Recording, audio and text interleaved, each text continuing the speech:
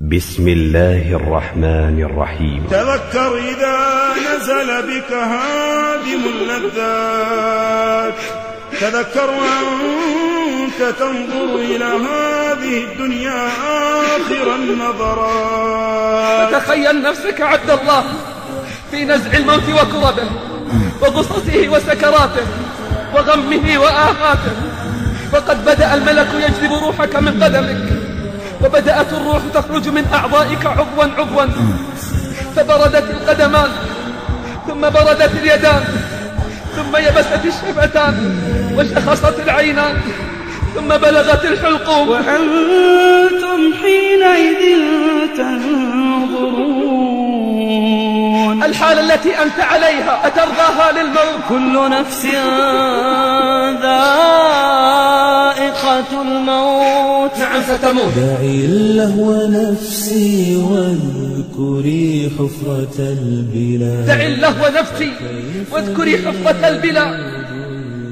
وكيف بنا دود المقابر يفعل، إلى الله أشكو لا إلى الناس حالتي، إذا صرت في قبري وحيدا أململ. أعظكم بالموت وسكراته، أعظكم بالقبر وظلماته، أعظكم بالموت أبلغ المواعظ. قل إن الموت الذي تفرون منه فإنه ملاقيكم. أيها المغرور، أما رأيت ميتا من غير سقم؟ أيها المغرور، وأيها المغتر بطول المهلة، أما رأيت مأخوذا من غير علة؟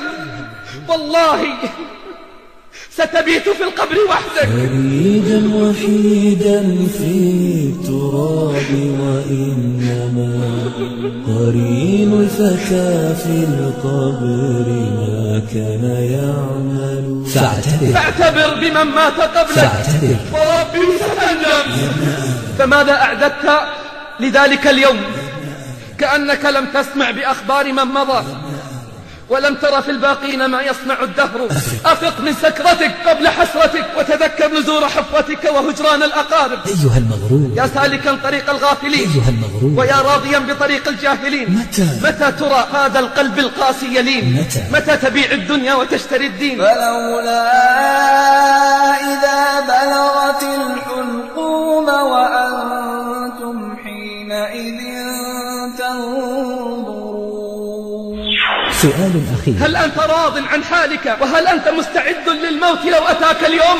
هل أنت مستعد؟ يا غافلا عن العمل وغره طول الأمل، الموت يأتي بغتة والقبر صندوق العمل.